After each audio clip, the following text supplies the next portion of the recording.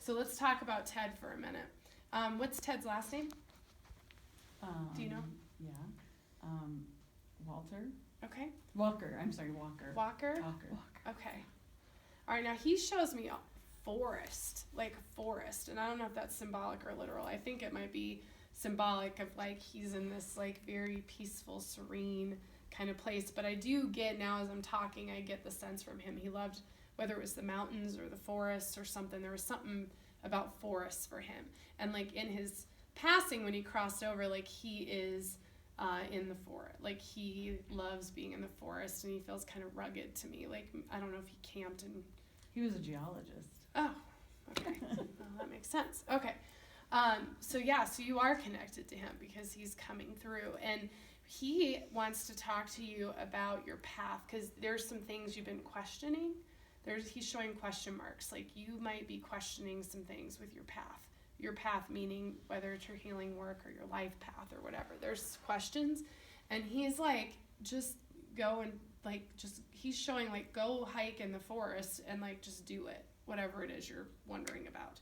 Do it and go. He's showing a specific image of walking on a trail in the forest, like just trailblaze. That's kind of what I get. Like, don't be afraid to do something different or whatever it is. Or something, I don't know what that means to you, but does that make sense? Mm-hmm. Okay.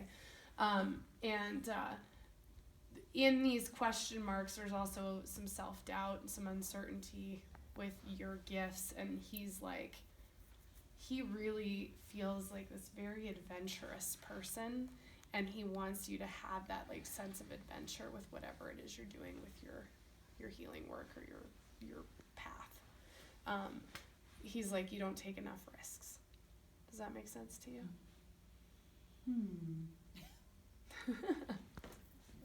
Kind of. I mean, yeah. Okay. I sort of, yeah. Yeah. He's like, I just feel like it's like, just go, just do your thing. Like, stop holding yourself back.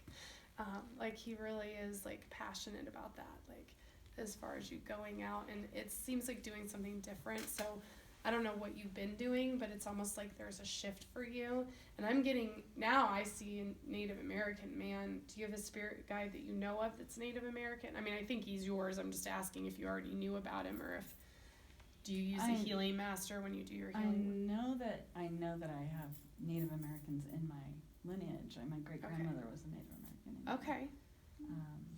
That's pretty cool.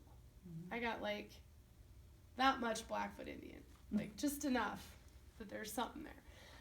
So I see a Native American man standing behind you, so it's not your relative past. This is going to be a spirit guide, I think, that's showing up. So this swirling energy around you is like really about your spiritual path.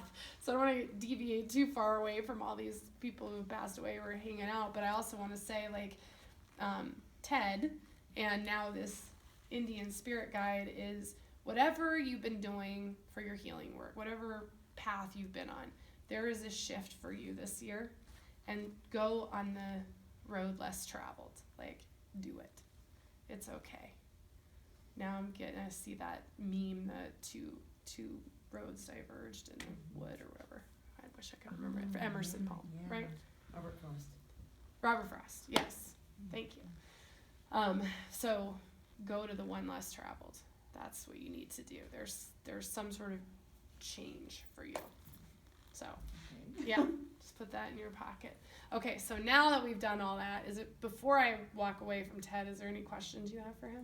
Yeah, does he have any messages for his daughter? I mean, she's my best friend, and he and I, like, when he was making his transition, and every day I was doing Reiki more with his higher self. She couldn't be here tonight, and I'm kind of surprised. I mean, I don't know if I'm surprised or not that he's here, but I just wonder if there's anything he would want me to say to her. Yeah, he shows like this very fluffy, soft pink energy. Like he just wants to like squeeze her so hard. And like he loves her so much. But there's this like, I get this like she'll always be daddy's little girl kind of thing. Like there's this pink, I don't know how to explain it, but it's like a pink energy. Like to him, she's like the ultimate feminine, perfect daughter to him. And so he wants her to know, like, he's with her all the time and, like, just loves that, like he's always there. You know, that would be the message for her. And she's worried about one of her, does she have kids? She's worried about one of her kids, he's saying. And he's like, it's okay. Like, it's going to work out, whatever's going on. I don't know. I get the sense she's worried about something, and he's saying it'll work out. She's, like, over-worrying. She is. She's not saying it a lot. I mean, I know there's a concern, but I don't. Yeah. Yeah. She's an internal. She keeps things internally. Yeah, it's going to work out. So he's saying, like, she doesn't need to worry so much about that. So that's what he says for her. Yeah, because he would always make me promise that I would never leave her, and I never really understood what that meant. Well, you guys are connected. I mean, it's really that simple. You know, you're connected, and, you know, my sense is from, whether it's his energy or just what I'm reading, but my sense is that he didn't want her to be alone, and he knew he wasn't going to be there for her the whole time. So it's like he's making sure that you're going to keep her safe. She leaned on him a lot for strength, is what he's showing. And so that's kind of where your role is now. She lets on she's really strong, but she's not. At all. She knows her. Oh. Interesting. Yeah. So you're like her rock because her dad's not here anymore. Yeah. And there's a connection. I mean, I think you guys are a soul pack. You know, we have soul packs, and so I think, like, there's a connection with, like, the soul energy. I would agree with that. Yeah.